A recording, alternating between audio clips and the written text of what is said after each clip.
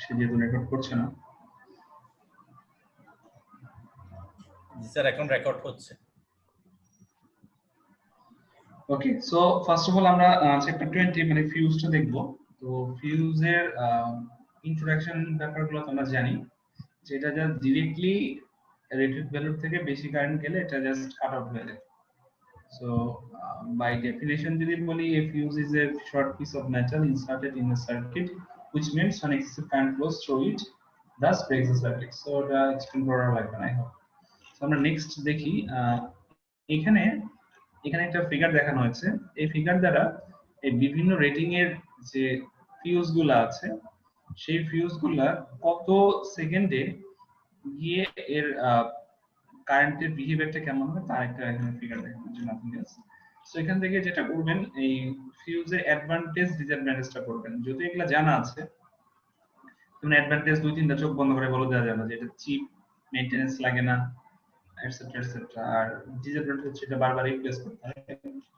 So এই advantage ডিসঅ্যাডভান্টেজগুলো করার পর এই desirable characteristics of fuse element এটা একটু করবেন, যে 4টা ডিজায়ারেবল ক্যারেক্টারিস্টিক আছে। যেমন আমরা চাই যে মেল্টিং পয়েন্টটা লো থাকুক, কন্ডাক্টিভিটি হাই থাকুক, এই জন্য আমরা সিলভার বা কপার ইউজ করি। Free from deterioration due to carbon oxidation. এর কারণ হলো আপনি যখনই নেন ওয়েল সার্কিট ব্রেকার নেন, ওখানে ওয়েল থাকে মানে হাইড্রোকার্বন থাকে, মানে হাইড্রোজেন থাকে, মানে কপারও থাকে, মানে কার্বনও থাকে। তো কার্বনের কারণে ডিটোরেশন হয়, কিন্তু এখানে যেহেতু ওই ধরনের কোনো এলিমেন্ট নাই, ডিটোরেশন হয় না অক্সিডেশনের কারণে, আর কস্টও লো। সো এগুলা ক্যারেক্টারিস্টিক জেনে রাখলেন। এরপর এখান থেকে কয়েকটা ইম্পর্টেন্ট টার্ম করবেন। একটা হচ্ছে যে ফিউজিং কারেন্ট কাকে বলে, জাস্ট ডেফিনেশন, যে ফিউজিং কারেন্ট হচ্ছে মিনিমাম অ্যামাউন্ট অফ কারেন্ট যেটা ফিউজ এলিমেন্ট, মানে যেটাতে ফিউজ এলিমেন্টটা গলে যায় আর কি, যার কারণে সার্কিটটা ডিসকানেক্ট হয়। মানে যে কারেন্ট দিলে ফিউজটা ডিসকানেক্ট হবে বা গলে যাবে, সেটা ফিউজিং কারেন্ট। এবং এখানে একটা সূত্র দেখতে পাচ্ছি, I equals to K D 3/2, এটা একটু পরে আবার ঝালাই করব, সামনে আছে। তো ফিউজিং ফ্যাক্টর এটাও দেখবেন, এটা হচ্ছে মিনিমাম ফিউজিং কারেন্ট রেশিও দ্বারা ভাগ করতে হয় সব ফিউজ। আর এখান থেকে 3টা ডেফিনিশন দেখবেন, একটা হচ্ছে prospective current, cut off current, মানে যে ভ্যালুতে গিয়ে আমার it is the value of fault current actually reached before the fuse melts. এই প্রত্যেকটা যে টার্মগুলো আছে, টার্মগুলোর ডেফিনেশন দেখবেন, কোনটা আর্কিং টাইম, কোনটা প্রি আর্কিং টাইম, কোনটা অপারেটিং টাইম, এইগুলো। তো একটা বলে দেই, সেটা হচ্ছে যে প্রি আর্কিং হচ্ছে আপনার ফল্ট হয়েছে, কাট আউট ফল্ট হয়েছে এবং কাট আউট ঘটবে তার আগে। there is a time between commencement of fault and the instant when cut out occurs. মানে ফল্ট ঘটলো এবং কাট আউট হবে তার আগ মুহূর্ত, সেটা হচ্ছে প্রি আর্কিং টাইম। আর আর্কিং টাইম হচ্ছে প্রি আর্কিং টাইমের শেষ এবং যখন আর্কটা এক্সটিংগুইশ হয়ে যাচ্ছে, টোটাল অপারেটিং টাইম হচ্ছে দুটো যোগফল। তো এই কয়েকটা পয়েন্ট করলেন। আর টাইপস অফ ফিউজ থেকে বেশি কিছু পড়ার প্রয়োজন নাই, জাস্ট নামগুলো পড়বেন। প্রিলিমিনারি ভাবে দুই ভাগে ভাগ করা যায়, একটা high voltage fuse, low voltage fuse. Low ভোল্টেজকে যেরকম দুই ভাগে ভাগ করা যায়, একটা সেমি ক্লোজড ওয়্যারেবল ফিউজ, একটা হচ্ছে high rupturing capacity catalyst fuse, nothing else. এখান থেকে বেশি কিছু দরকার নেই আমাদের। একইভাবে হাই ভোল্টেজে দুই প্রকার, সেটা একটু করবেন, এই কার্ট্রিজ এজ, তারপর লিকুইড টাইপ। আরেকটা বিষয় একটু দেখে রাখবেন, যেমন এইটা ফার্স্ট ক্যাটাগরিটা নরমালি 33 কেবির মধ্যে ব্রেকিং ক্যাপাসিটি, এর বেশি হলে এটা কাজ করে না। লিকুইড টাইপটা আবার 132 কেবি পর্যন্ত যায়, মানে এটা আরো বড় রেঞ্জ ইউজ করা যায়। এটা বিলো 33। জাস্ট রেটিং গুলো দেখবেন। মেইনলি ইম্পর্টেন্টলি দেখবেন এই ফিগার, ইকুয়েশনটা। এই ইকুয়েশন যেটা বলে যে কারেন্টের স্কয়ারটা হচ্ছে ডায়ামিটারের কিউবের প্রপোর্শনাল, এটাকে বলে ফিউজ ল। ঠিক আছে, এটাতে ম্যাথও লাগতে পারে, যেমন আপনার আই স্কয়ার যেহেতু ডি কিউব, আর ডি আর আর যেহেতু সেম জিনিস, মানে শুধু ডি বাই 2, 2 তো একটা কনস্ট্যান্ট, কনস্ট্যান্টের মধ্যে কনস্ট্যান্ট ঢুকে গেল, মানে আই স্কয়ার আর কিউবের প্রপোর্শনাল। তা আপনার যদি এখন দুইটা দেওয়া থাকে, কারেন্টের ভ্যালু দেওয়া থাকে আর একটা আর দেওয়া থাকে, একটা বের করে দেবে না, যাবে তো। তো এটা দিয়ে এই ম্যাথটা দেখবেন। আর হচ্ছে এই ফিউজ আর সার্কিট ব্রেকারের ডিফারেন্স, যেটা অলরেডি জানেন, শেষ চ্যাপ্টার শেষ। এখন বলেন এটা কি 15-20 মিনিটের বেশি পড়ার কিছু আছে? জাস্ট কয়েকটা টার্ম বললাম এখানে, এই যে ডেফিনেশন এখন পারা যাবে স্যার, মানে বুঝছি, আমরা তো বুঝতে পারি নাই স্যার। ওই ডেফিনেশন গুলো শুধু চ্যাপ্টারটাই আছে। জি স্যার।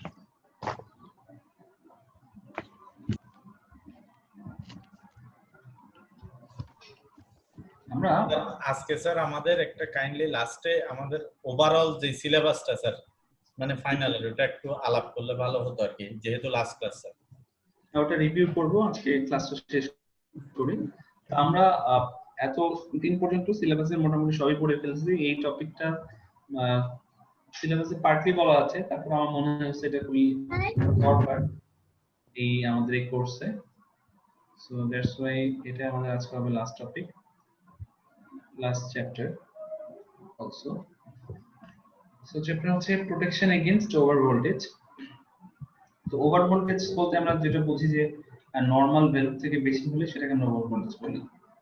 তো এই ওভার ভোল্টেজ গুলো অনেকগুলো কারণ হতে পারে। একটা হচ্ছে বজ্রপাত, মানে লাইটনিং, তারপর সার্কিট ব্রেকার ওপেনিং ক্লোজিং এর সময় যে আর্কিংটা হয় সেটা, কন্ডাক্টরটা গ্রাউন্ড হয়ে যেতে পারে সেটা, এইসব কারণে ওভার ভোল্টেজ হয়। তো এই ওভার ভোল্টেজ গুলোর কারণে আমার সার্কিটের কারেন্ট ইন্টারাপশন হতে পারে, প্রোটেক্টিভ ডিভাইস লগই হয়ে যেতে, ডেমার্কেশন হয়ে যেতে পারে, অনেক ধরনের প্রবলেম হতে পারে।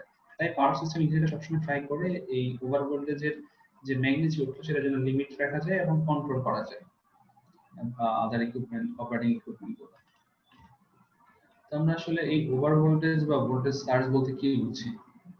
এটা হচ্ছে a sudden rise in voltage for a very short duration. তার মানে আপনার সাডেন রাইজ অফ ভোল্টেজ হবে, বাট সেটা হবে কতক্ষণের জন্য? খুবই শর্ট ডিউরেশনের জন্য। আপনি যদি এই ফিগারটা দেখেন, এই ফিগারগুলা ঠিক এরকম, মনে করেন এটা y অ্যাক্সিস, এটা x অ্যাক্সিস, এই অ্যাক্সিস আপনি টাইম দিলেন, সরি ভুল দিলাম আমি, এই অ্যাক্সিসে দেব আমি হচ্ছে ভোল্টেজ কি পরিমাণ হলো, আর এই অ্যাক্সিসে দেব টাইম। যে আপনার ওয়েবসাইটে যেরকম হয়, মনে করেন শুরুতেই এরকম ভাবে বেড়ে গেছে, তারপরে আস্তে আস্তে আস্তে আস্তে এরকম বেড়ে যাচ্ছে। তাহলে এটা হলো নরমালি সার্জ ভোল্টেজ বা ট্রানজিয়েন্ট ভোল্টেজ। এখানে দুইটা জিনিস আমাদের মনে রাখতে হয় বা জানতে হয়। একটা হচ্ছে রাইজিং টাইম, মানে একটা এই সার্জ ভোল্টেজের যে সময় গিয়ে তার পিক ভ্যালুতে পৌঁছায় সেটা হলো তার রাইজিং টাইম, এটা তো হলো পিক ভ্যালু। এই সময় যদি তার t1 সময় লাগলে তাহলে এটা হচ্ছে তার রাইজ টাইম t1। আরেকটা হচ্ছে এই ওয়েভ শেপের ম্যাগনিটিউড যখন 50% ডিকে করবে, যেমন টোটাল যদি সাপোজ 150 কেবি হয়, তাহলে 150 এর অর্ধেক 75 কেবি, তাই না? মানে v/2, এই v/2 মানে 50% যদি আমার টাইম t2 লাগে, সে t2। তাহলে এখান থেকে আমরা দুটো জিনিস শিখলাম। একটা হচ্ছে যে পিকে পৌঁছাতে যে টাইমটা সেটা রাইজিং টাইম t1, একটা হচ্ছে 50% ডিকে করতে গেলে সেটা হচ্ছে t2। এই রাইজিং টাইমের যে অংশটা এটাকে বলা হয় ওয়েভ ফ্রন্ট, এবং 50% এ ডিকে করার পর যে টাইমটা সেটা হচ্ছে ওয়েভ টেইল, মানে এই ওয়েভ শেপের এই অংশটাকে। তো এখান থেকে যেটা অ্যাকচুয়ালি লাগে সেটা হচ্ছে যে আপনার এই ভোল্টেজ সার্জের অনেক সময় বোঝার জন্য, প্রকাশ করার জন্য যেটা করা হয়, যেমন 1/50 মাইক্রোসেকেন্ড সার্জ বলতে আপনি কি বোঝেন? বলতে হবে যে 1/50 মাইক্রোসেকেন্ড সার্জ বলতে বোঝায় যে এটার এই উপরের অংশটা হলো t1, তার মানে এটা ম্যাক্সিমাম ভ্যালুতে পৌঁছতে সময় নেয় 1 মাইক্রোসেকেন্ড, আর নিচের ভ্যালুটা হচ্ছে t2, এবং এটা হাফ ভ্যালুতে ডিকে করতে, মানে 50% ডিকে করতে সময় নেবে 50 মাইক্রোসেকেন্ড।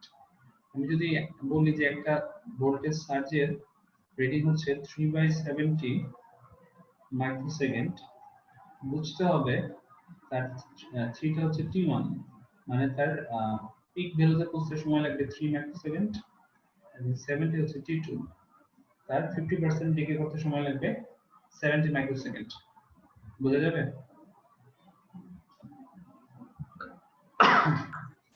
জি স্যার। এখন এই ওভার ভোল্টেজের যে কজেস গুলা সেটা একটু দেখতে হবে। তো ম্যাক্সিমাম কজেস গুলাই হচ্ছে আমার ইন্টারনাল, যেমন আমার সুইচিং সার্জ হতে পারে। সুইচিং সার্জ মানে আপনি যখন একটা সুইচ অন করছেন বা একটা অফ করছেন, তখন ওই মিলি বা মাইক্রো সেকেন্ডের জন্য কিন্তু একটা ভোল্টেজের সার্জ হচ্ছে, পিক হচ্ছে। তো এটা একটা রিজন। ইনসুলেশন ফেলার হতে পারে, আর্কিং গ্রাউন্ড এবং রেজোনেন্স করতে পারে। আর এক্সটার্নাল রিজনটা খুবই কমন, সেটা হচ্ছে লাইটনিং। তো আমরা সুইচিং সার্জ আর ইনসুলেশন ফেলার গুলো আগে পড়েছি, আমরা ওগুলো আর এখন দেখবো না। আমরা এখান থেকে যেটা দেখতে পাই সেটা হচ্ছে আর্কিং গ্রাউন্ড। আর্কিং গ্রাউন্ডটা হচ্ছে the phenomenon of intermittent arc, মানে কন্টিনিউয়াস আর্ক মনে করেন, যেটা টেকিং প্লেস মানে ঘটছে কোথায়? Line to ground fault. কোথায়? লাইন টু গ্রাউন্ড ফল্টে। থ্রি ফেজ সিস্টেমের লাইন টু গ্রাউন্ড ফল্টের মধ্যে যখন কন্টিনিউয়াসলি আর্ক ঘটছে, তখন কনসিকুয়েন্ট প্রোডাকশন অফ যে ট্রানজিয়েন্টটা, সেটাকে বলা হচ্ছে আর্কিং গ্রাউন্ড। এবার আসি রেজোনেন্স। আমরা জানি যে কোন একটা ইলেকট্রিক্যাল সিস্টেমের যখন ইন্ডাকটিভ রিঅ্যাকট্যান্সটা ওই সার্কিটের ক্যাপাসিটিভ রিঅ্যাকট্যান্সের সমান হয়, তখন সেটাকে আমরা রেজোনেন্স বলি। এবং রেজোনেন্স কন্ডিশনে ইম্পিডেন্সের ওই সার্কিটের ইম্পিডেন্সটা শুধুমাত্র রেজিস্ট্যান্স থাকে, সেজন্য পাওয়ার ফ্যাক্টরটা হয় 1 বা ইউনিটি। এই ধরনের ক্ষেত্রে হাই ভোল্টেজ ঘটে বা occur হয়, resonance causes high voltage electrical system. এই দুটো আমার চারটা গেলে ইন্টারনাল রিজন। রিজনের নামগুলো পারলেই চলবে। সুইচিং একটা, আর্কিং গ্রাউন্ড একটা, রেজোনেন্স একটা, এবং আরেকটা যেন কি দেখছি ভুলে গেছি, ইনসুলেশন অফ ফেলিয়ার সম্ভবত। তো আমরা মেইনলি ইম্পর্টেন্স দেব বা ফোকাস করব হচ্ছে লাইটনিং থেকে। লাইটনিং হচ্ছে যে ক্লাউড যখন তার চার্জ তার হচ্ছে চার্জ গুলা ডিসচার্জ করবে, ওটা বলে হচ্ছে আমরা লাইটনিং বলি। কিভাবে করে আমরা সেটা একটু দেখি। ফার্স্ট অফ অল আমাদের জানতে হবে যে লাইটনিং আসলে দুই প্রকার, positive sorry first of all lightning বোঝার জন্য আমাদের বুঝতে হবে ক্লাউড কিভাবে ফর্ম করে। আমরা যে মেঘ দেখি, সেই মেঘটা কিভাবে ফর্ম করে। এটার মেঘ ফর্মের ক্লাউড স্ট্রাকচারের অনেকগুলো থিওরি আছে। এর মধ্যে সবথেকে যে থিওরিটা অ্যাকসেপ্টেবল সেটা আমি বলছি। সেটা হচ্ছে প্রথমে যে গরম এয়ারটা, কোনো জায়গায় এয়ার যদি গরম হয়ে যায়, সেটা আপরাশ মানে দ্রুত গতিতে উপরের দিকে উঠে যাবে।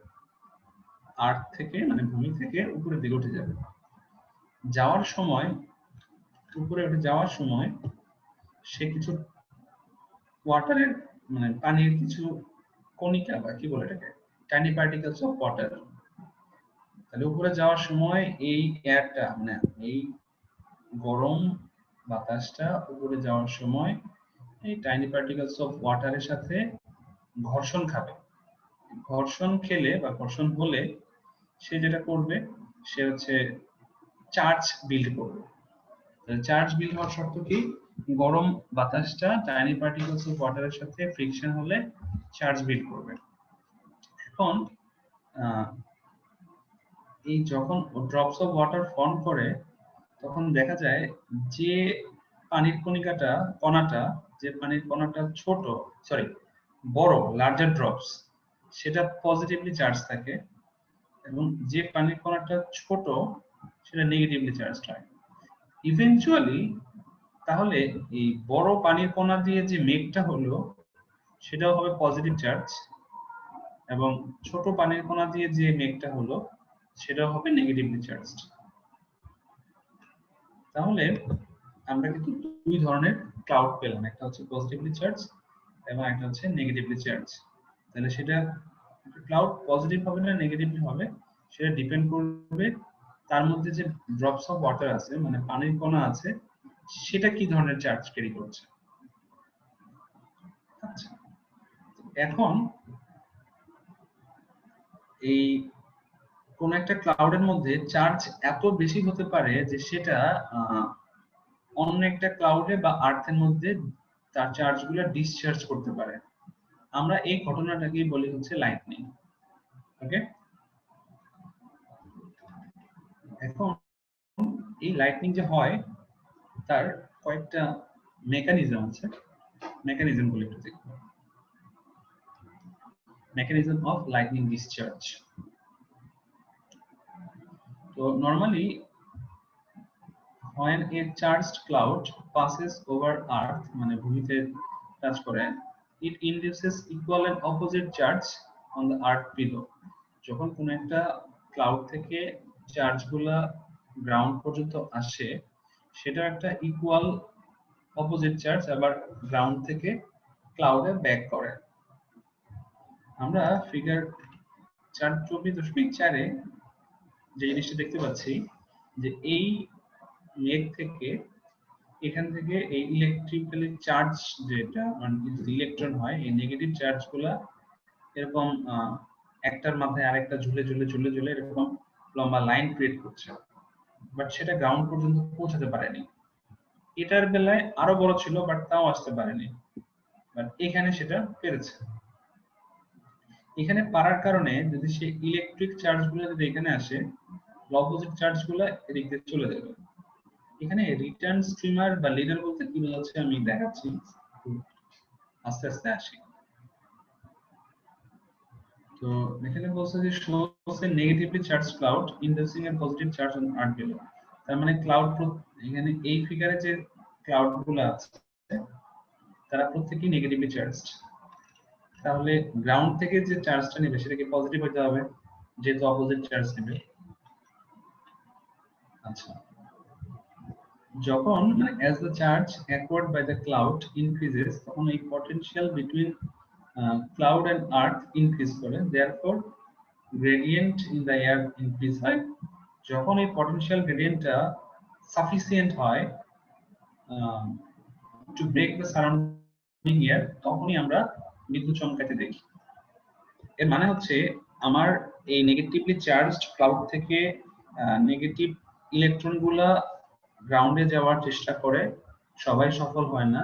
এর মধ্যে যে প্রান্তটা সব থেকে সামনে থাকে ওটাকে বলে লিডার, এটা হচ্ছে স্ট্রিমার। তো এই লিডারটা যেটা গ্রাউন্ড পর্যন্ত পৌঁছালো, রিটার্ন করার সময় সে তার অপোজিট পোলারিটি চার্জটা এখানে নিয়ে আসলো। তাহলে যখন অপোজিট পোলারিটি চার্জ থাকে তখন তার মধ্যে পটেনশিয়াল ডিফারেন্স ক্রিয়েট হবে, বা পটেনশিয়াল ডিফারেন্স মানে ভোল্টেজ ক্রিয়েট হবে সহজ বাংলায়।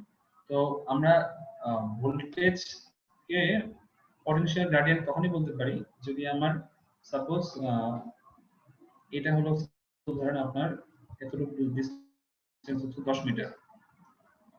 আমি যদি 100 কেভি ভোল্টেজ এই 10 মিটারের মধ্যে অ্যাপ্লাই করি, মানে ভোল্টেজকে যখন তার ডিসটেন্স দ্বারা ভাগ করব, সেটাকে বলে পটেনশিয়াল গ্রেডিয়েন্ট। ডিসটেন্স দ্বারা ভাগ করে বুঝতে হবে, যেমন আপনি মনে করেন 100 ভোল্ট 10 সেন্টিমিটারের মধ্যে দিলেন, আর আরেকজন 90 ভোল্ট 1 সেন্টিমিটারের মধ্যে দিল, কোন পটেনশিয়াল গ্রেডিয়েন্টটা বেশি? এখানে তো আমি ভাগ করলে মাত্রা পাবো 10, নিচেরটা বেশি হবে স্যার, অবশ্যই নিচেরটা বেশি হবে, খুব স্বাভাবিক। সো পটেনশিয়াল গ্রেডিয়েন্টের ক্ষেত্রে আমার ডিসটেন্স এখানে কম, সেটা বড় হবে, তাই না? তো এখন জি স্যার। এই পটেনশিয়াল গ্রেডিয়েন্টটা যদি ওই সারাউন্ডিং এয়ারটাকে হচ্ছে ব্রেক ডাউন করার জন্য সাফিসিয়েন্ট হয়, নরমালি দেখা যায় যে এয়ারের ব্রেকডাউন এরকম রেঞ্জে থাকে, তখনই আমার লাইটনিং স্ট্রোক মানে আমরা যেটা বিদ্যুৎ চমকানো দেখি সেটা হবে। ওকে, এখানে আপনারা এই ফিগার 1, ফিগার 2 এন্ড ফিগার 3 এই রিডিং করবেন, এখানে বললে বুঝতে পারবেন যে ফিগার সহ বলা আছে যে কোন বেলায় কি পার্থক্যটা হচ্ছে। আমরা এখানে কিছু ফ্যাক্টস পড়বো এখন। নাম্বার 1 ফ্যাক্টস হচ্ছে পুরো পৃথিবীতে প্রতি সেকেন্ডে সব সময় মিনিমাম 100টা লাইটনিং স্ট্রোক হতে চলছে। হয়তো এখন রাজশাহী, ঢাকা বা বাংলাদেশে হচ্ছে না, হয়তো পৃথিবীর আদার্স কোনো একটা কান্ট্রিতে হচ্ছে, বাট এটা হচ্ছে। এবং এই লাইটনিং ডিসচার্জ যখন হয়, এর কারেন্ট রেঞ্জটা 10 কিলো অ্যাম্পিয়ার থেকে 90 কিলো অ্যাম্পিয়ার পর্যন্ত হতে পারে। আরো একটা ফ্যাক্ট হচ্ছে, যতগুলা ক্লাউড দেখলেন তার 87% হচ্ছে নেগেটিভলি চার্জড, অনলি 13% হচ্ছে পজিটিভলি। চার্জ। ঠিক আছে? আর এখান থেকে লাইটনিং এর লাস্ট আরেকটা টপিক করতে হবে, সেটা হচ্ছে ক্লাসিফিকেশন। ক্লাসিফিকেশন হচ্ছে মেইনলি দুই প্রকার, একটা ডিরেক্ট স্ট্রোক আর একটা ইনডিরেক্ট স্ট্রোক। তো ডিরেক্ট স্ট্রোক দুই ভাগে ভাগ করা যায় এবার, একটা স্ট্রোক এ, একটা স্ট্রোক বি। তো স্ট্রোক এটা আপনি এভাবে চিন্তা করতে পারেন যে এখানে লাইটনিং ডিসচার্জ হচ্ছে from the cloud to the subject equipment, যেমন এখানে একটা ওভারহেড লাইন আছে, মানে ট্রান্সমিশন লাইন। এই এখানকার যে চার্জগুলো এই লাইন দিয়ে, এই সাপোর্ট দিয়ে গ্রাউন্ডে চলে আসবে। The cloud will induce charge of opposite sign on the tall object. যখন potential difference between the cloud and the line break down, মানে সবগুলোর ক্ষেত্রে মানে আপনার বিদ্যুৎ চমকানোর প্রধান কন্ডিশন হচ্ছে এই যে আমার সাপোর্টটা আছে ট্রান্সমিশন লাইনের, এখানে এটা হতে পারে, একটা তাল গাছ হতে পারে, যাই হোক না কেন, এই মেঘটা যদি পজিটিভলি চার্জড হয় তাহলে তার অপোজিট পোলারিটির একটা চার্জের কিছু এরিয়া এখানে থাকবে। থাকার পর এই পজিটিভ চার্জ নেগেটিভ চার্জের মাঝখানে যে পটেনশিয়াল ডিফারেন্সটা ক্রিয়েট হবে, পটেনশিয়াল গ্রেডিয়েন্টটা, সেই পটেনশিয়াল গ্রেডিয়েন্টটা যদি সারাউন্ডিং এয়ারের কে ব্রেকডাউন করার জন্য সাফিসিয়েন্ট হয়, তাহলে ব্রেকডাউন ঘটবে এবং হচ্ছে লাইটনিং স্ট্রোক ঘটবে। মানে যেটা আমাকে লাইটনিং বলছে, সেই লাইটনিং হবে। এটাকে বলে স্ট্রোক এ। আর স্ট্রোক বি এর ক্ষেত্রে যেটা হবে, দেখতে পাচ্ছেন এখানে পি কিউ আর তিনটা ক্লাউড আছে, এবং পি মানে এখানে কিউ এবং আর হচ্ছে অপোজিট পোলারিটি, হচ্ছে কত নেগেটিভ, এবং আর আছে পজিটিভ। তো ধরেন কিউ এবং আর সুখে শান্তিতে ছিল, এদের মধ্যে ভাব বা সম্পর্ক ছিল সব থেকে গাঢ়। হঠাৎ করে এই আর এর থেকে বেশি টাকাওয়ালা, বেশি পাওয়ারফুল, সেও পজিটিভ চার্জ ওলা একজন লোক, সে কিউ এর কাছে আসলো। কিউ তখন আর কে ছেড়ে দেবে, ছেড়ে দিয়ে সে পি এর সাথে অ্যাটাচড হবে। তাহলে এই যে বেচারা আর, সে কই যাবে? সে তখন তার এই চার্জগুলা ডিসচার্জ করবে ইমিডিয়েটলি, এবং তার যে ডিসচার্জ সেটার আবার কিছু কন্ডিশন আছে। যে আমি এখানে বলছি যে there are three clouds p q r, এবং অলরেডি বলেছি যে কিউটা নেগেটিভ, পি আর দুটাই হচ্ছে পজিটিভ। শুরুতে কিউটা আর এর সাথে বাউন্ড ছিল, মনে করেন ম্যারিড ছিল। এরপরে যখন পিটা কিউ এর ক্লোজ হয়েছে, শিফট হয়েছে, তখন লাইটনিং, হ্যাঁ, তখন লাইটনিং ডিসচার্জ অকার হবে।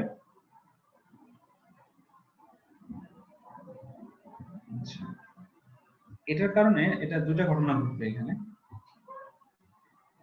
এর কারণে এই this is the result is that on cloud r suddenly becomes free, মানে এই rটা তখন suddenly ফ্রি হয়ে যাবে, ওর চার্জগুলো একদম ফ্রি হয়ে যাবে।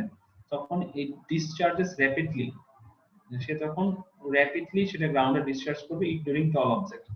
তার মানে আমি যে পার্থক্যটা বোঝাচ্ছিলাম, আমার স্ট্রোক এ হওয়ার জন্য কিন্তু একটা টল অবজেক্ট যেমন ওভারহেড ট্রান্সমিশন লাইনটা একটা রিকোয়ারমেন্ট ছিল, কিন্তু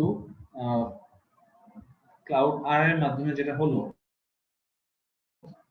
এই স্ট্রোক বি, এটার জন্য টল অবজেক্ট লাগে না। এটা হঠাৎ করেই ও যখন ফ্রি হয়ে যায় তখন ইনস্ট্যান্ট সে ডিসচার্জ করতে চায়, যার কারণে টল অবজেক্ট তার প্রয়োজন পড়ে না। এখান থেকে আমরা দুটো ডিসিশন নিতে পারি। একটা হচ্ছে একটা এইটা হচ্ছে ফ্যাক্টস যে নরমালি পাওয়ার সিস্টেমে ডিরেক্ট স্ট্রোকটা কম দেখা যায়। সেকেন্ড ফ্যাক্ট হচ্ছে স্ট্রোক এর তখনই ঘটবে যখন তার কাছে টল অবজেক্টস থাকবে, এবং এই যেহেতু আমি জানি যে টল অবজেক্টস এর মধ্যেই ঘটবে, আমি সেই টল অবজেক্টসটাকে প্রোটেকশন দিতে পারবো। কিন্তু স্ট্রোক বি এর ক্ষেত্রে সে অবজেক্টের হাইটকে টোটালি ইগনোর করে এবং সে ডিরেক্টলি গ্রাউন্ডে স্ট্রাইক করে, যার কারণে এই স্ট্রোক বি এর ক্ষেত্রে আমরা কোনো প্রোটেকশন দিতে পারি না। ঠিক আছে, এবার আসি ইনডিরেক্ট স্ট্রোক কোনটা। ইনডিরেক্ট স্ট্রোক হচ্ছে আপনি মনে করেন এই জায়গাতে একটা পজিটিভলি চার্জড ক্লাউড আছে এবং সে তার নিজস্ব ভাবভঙ্গি ঠিক রাখার জন্য তার অপোজিট পোলারিটির, যেমন এখানে নেগেটিভ কিছু চার্জ, ডিরেক্টলি তার ফেস টু ফেস তার কাছাকাছি সে এটা রাখবে।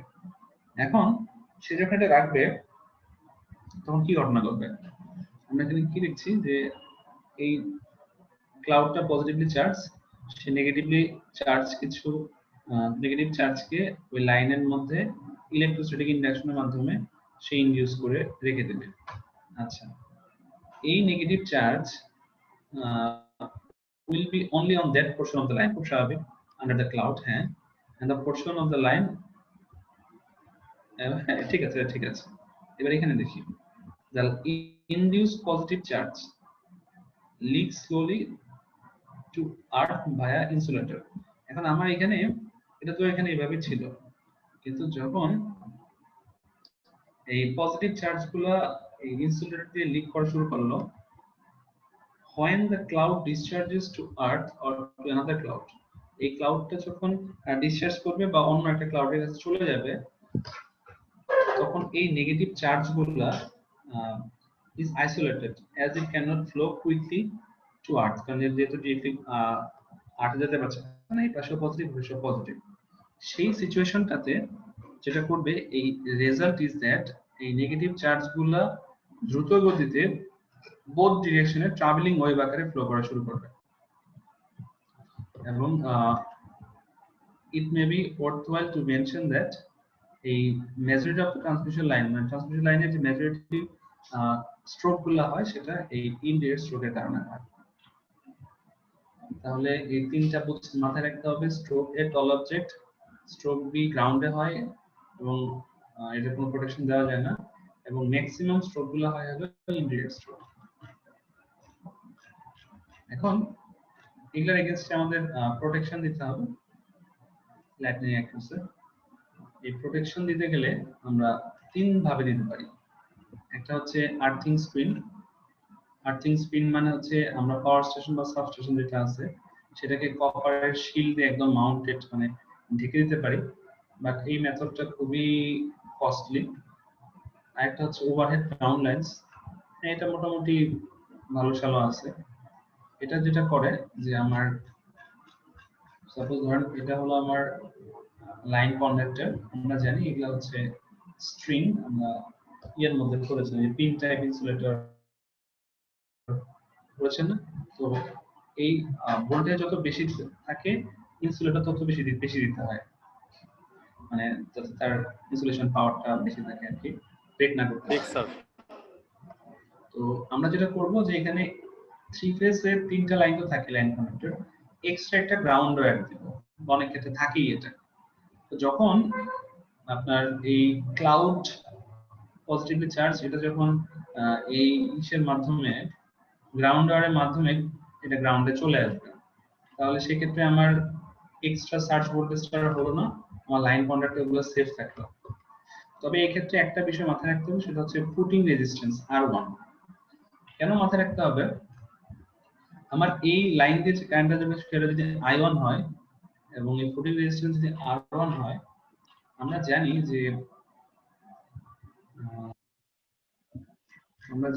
যে এই যে কারেন্ট যেটা যাচ্ছে ওই, হ্যাঁ, তো এখন ব্যাপারটা হচ্ছে তার মানে এই টাওয়ারের একটা সেকেন্ডের ভোল্টেজ সেটা হচ্ছে I1 এবং R1 এর গুণ। ব্যাপারটা হচ্ছে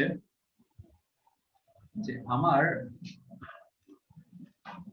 একটা ব্যাপার বলেছিলাম যে এই প্রত্যেকটা ইনসুলেটরের এই আমার ভিটি যেটা সেটা এই টাওয়ার থেকে গ্রাউন্ড অ্যাক্রস ভোল্টেজ। এখন এই ইনসুলেটরের একটা ব্রেকডাউন ভোল্টেজ আছে, মনে করেন 200 কেভি। এখন যেহেতু ফল্ট ভোল্ট কারেন্টের মান তো অবশ্যই বেশি থাকে, সেই বেশি কারেন্ট দিয়ে আর কে গুণ করলে এখানে যে ভোল্টেজটা পাবো এই সূত্র দিয়ে সেটা অনেক বেশি হবে। এটা যদি এত বেশি হয় যে আমার এই ইনসুলেটরের মানে স্ট্রিং অফ ইনসুলেটর যেটা সেটাকে ব্রেক করে দিচ্ছে, তাহলে তো আমার কোনো প্রোটেকশন থাকলো না।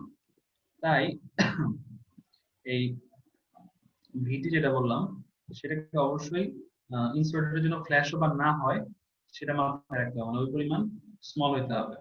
মানে যদি ভিটিটা এক্সেসিভ হয় তাহলে ফ্ল্যাশ ওভার হয়ে যাবে ইনসুলেটরের।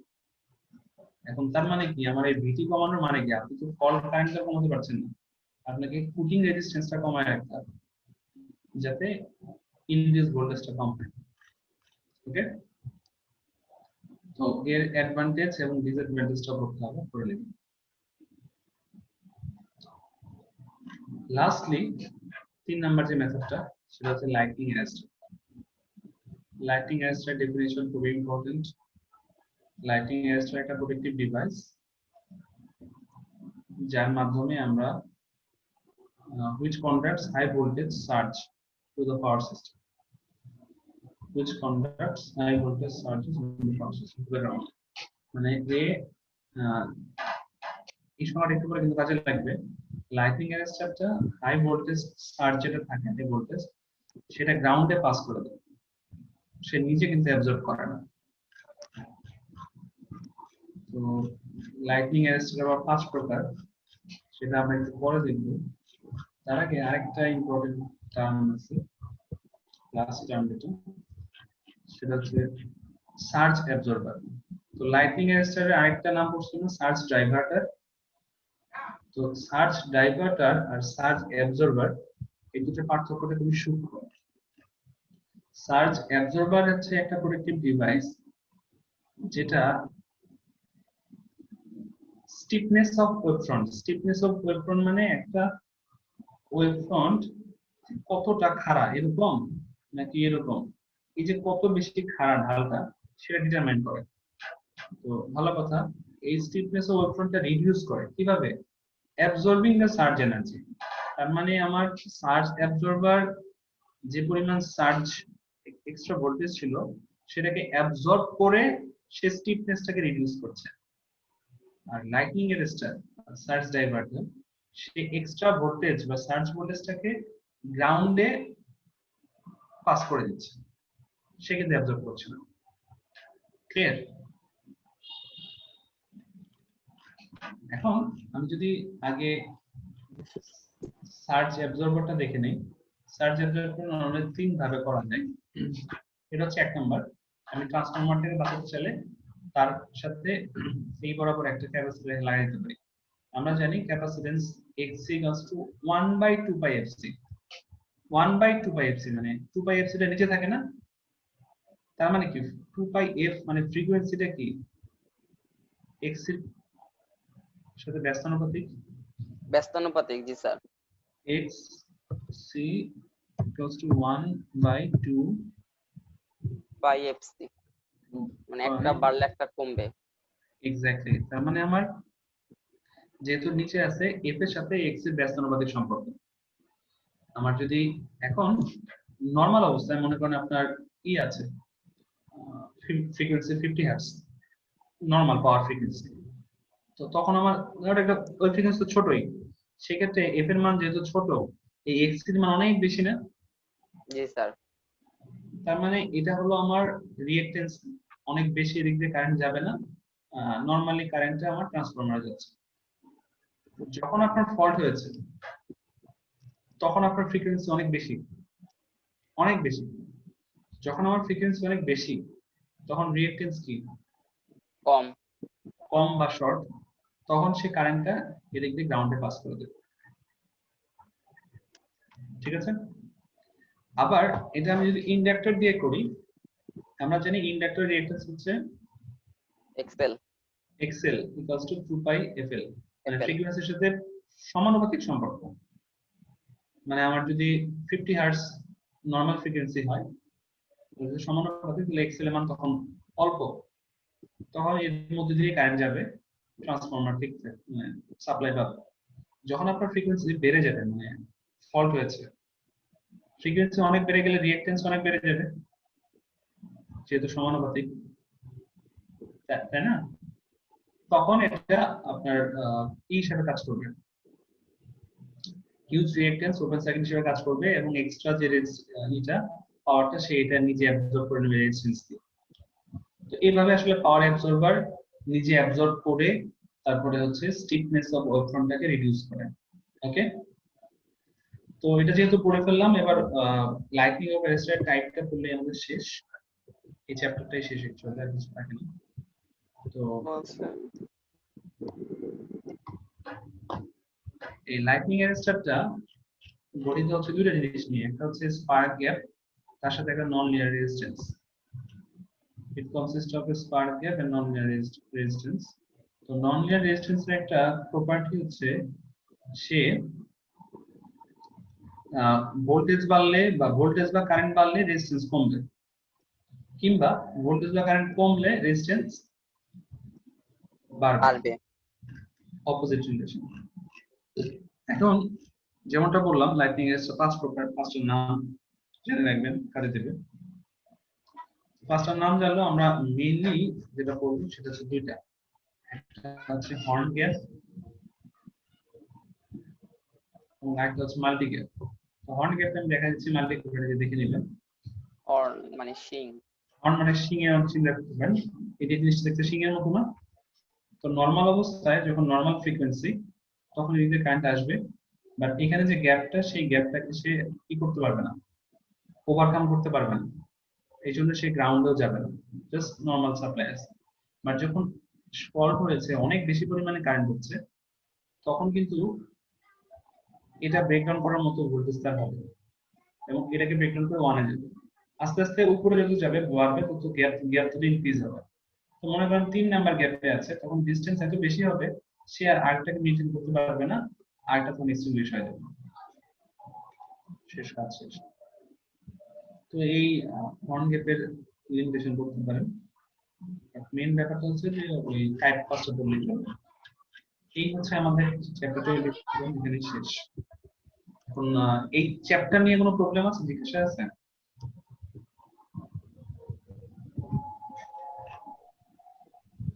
থাকার কথা না? আচ্ছা, নাই, ঠিক আছে। এবার তাহলে আমি চলে যাই ফাইনাল নিয়ে কথা বলার জন্য। তো ফাইনালের আমাদের এই মিউট করে রাখেন, সাউন্ড হচ্ছে কাটেন। ফাইনালে আমাদের অ্যাসাইনমেন্ট এবং ভাইভা সবার জন্য, যেহেতু সেম সিলেবাস, তো দুটার আলাদা করার দরকার নেই, আমরা ফাইনাল সিলেবাস বললেই হয়ে যাচ্ছে।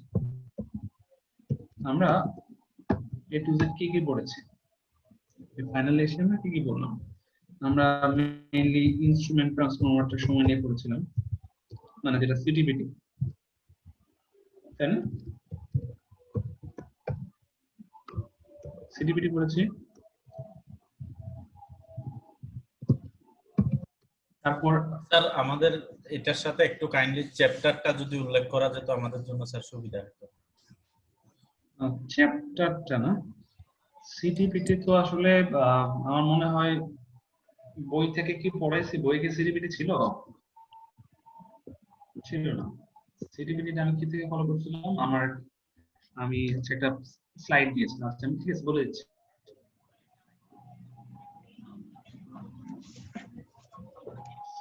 তো এটা পড়বেন হচ্ছে স্লাইড প্লাস নেট থেকে, যদি আর একটু ভালো জানতে চান। সিটিপিটি 2 নাম্বার পয়েন্ট হচ্ছে আমার protection of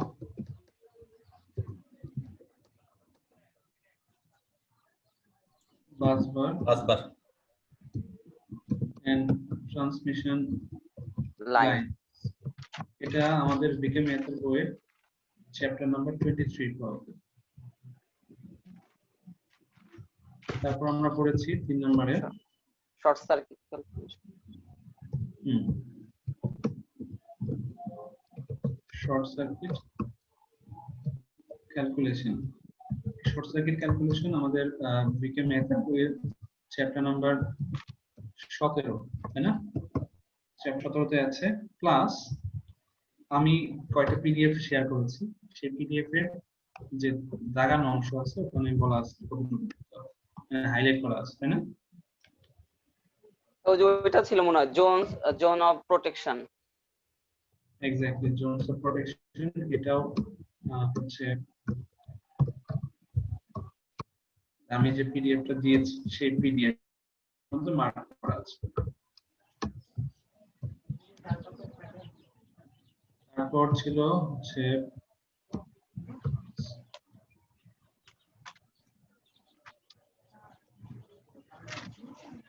মানে মেইনলি সার্কিট ব্রেকার, তবে সার্কিট ব্রেকারের মধ্যে আমরা যেগুলো মেইনলি ফোকাস করে পড়াইছি সেটা হচ্ছে আর্ক এক্সটেনশন, এখান থেকে অনেক কিছু পড়াইছি। আর্ক এক্সটেনশন প্লাস তারপরে আমার রিস্ট্রাইকিং ভোল্টেজ, তারপরে আমার হচ্ছে ট্রিপোলার ভি, যা যা ওখানে পড়িয়েছি। তারপর হচ্ছে fundamental frequency, FN, doubling frequency, এগুলা যেগুলো ছিল মানে সার্কিট ব্রেকার থেকে আর্ক এক্সটেনশন রিলেটেড যা যা পড়িয়েছি সেইগুলো। এটা হচ্ছে আমার হ্যান্ড নোট প্লাস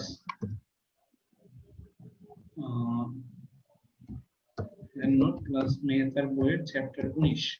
ওই যে এখানে কিন্তু আরো আছে, সেটা হচ্ছে আপনার কারেন্ট চপিং ছিল, তারপর হচ্ছে চপিং এর পাশাপাশি ব্রেকিং ক্যাপাসিটি, মেকিং ক্যাপাসিটি, তাই না? ওই অংশটা।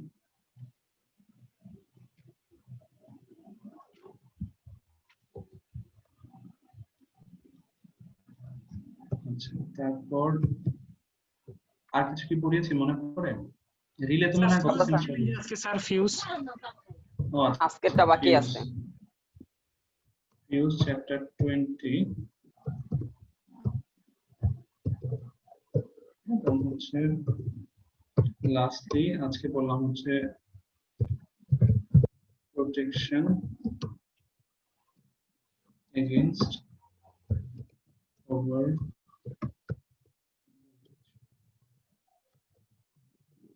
প্রোটেকশন এগেইনস্ট ওভার ভোল্টেজ, সেটা হচ্ছে চ্যাপ্টার 24। এই হচ্ছে পড়া। তো রেকর্ডও আছে, স্ক্রিনশট নিয়ে রাখতে পারেন। স্যার কোনোভাবে স্যার সিলেবাসকে একটু ছোট করা যায়? আর আপনার সাবজেক্টে স্যার আমাদের সবচেয়ে বেশি পড়া স্যার। অনেক স্যার এবার অনেক চাপ sir. Sir back to back পরীক্ষা হয়ে গেছে তো স্যার প্রিপারেশন নেওয়ার সুযোগ নাই স্যার, একটু স্যার কনসিডার করলে উপকার হয় স্যার।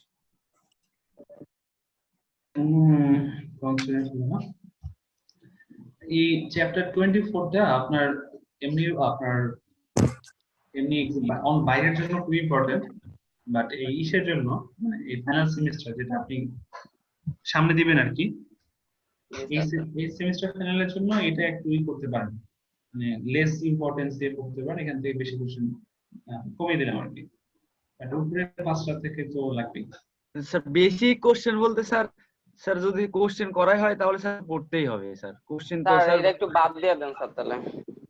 এখন বাদ আপনাদের আমি দিয়েছি কি বলে ভাইবার কোশ্চেন, ফাইনাল কোশ্চেন সব করা হয়ে গেছে, কিন্তু এখন আমি এতটুকু বলতে পারি যে চ্যাপ্টার 24 থেকে কোশ্চেন হয় একদমই নাই, থাকলেও একটা দুটো এরকম আর কি। তো আমি একবারে আমাদের কোশ্চেন চেঞ্জ করতে পারবো না কিন্তু, না সবকিছু করা সাবমিট করা হয়ে গেছে। এই জন্য সাজেশন দিলাম যে আপনারা এটা পরে পড়বেন, এই শুরুতে এগুলো আগে পড়বেন, এগুলো ইম্পর্টেন্ট, বেশি কোশ্চেন এখান থেকে বেশি হয়েছে, তো কাজে দেবেন। স্যার আসলে এখানে অনেকগুলো চ্যাপ্টার প্লাস এখানে মানে সেলফ স্টাডি অনেক বেশি আর কি স্যার।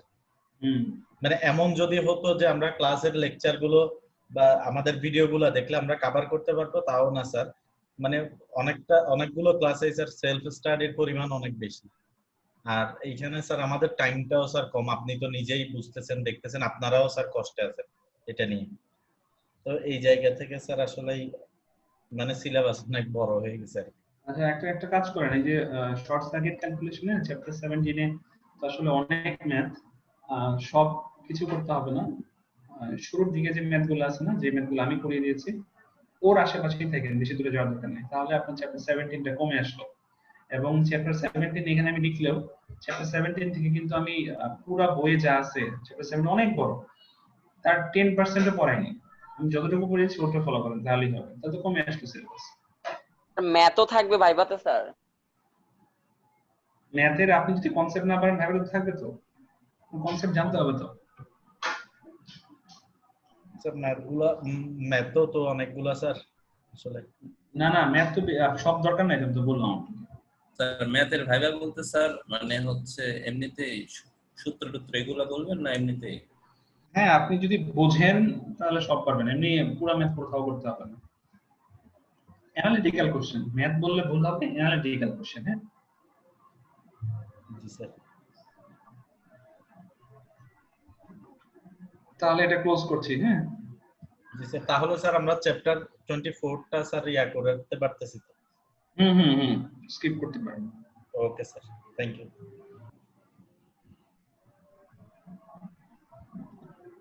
স্যার আজকে সিটি কে আধা ঘন্টা স্যার সময়? না, সিটি 25 মিনিট। 25 মিনিট? 9টাতে। স্যার ম্যাথও আছে আজকে সিটিতে? ম্যাথ তো 2 মার্কের ম্যাথ মনে হয়, খুব ছোট, একটা বা দুইটা।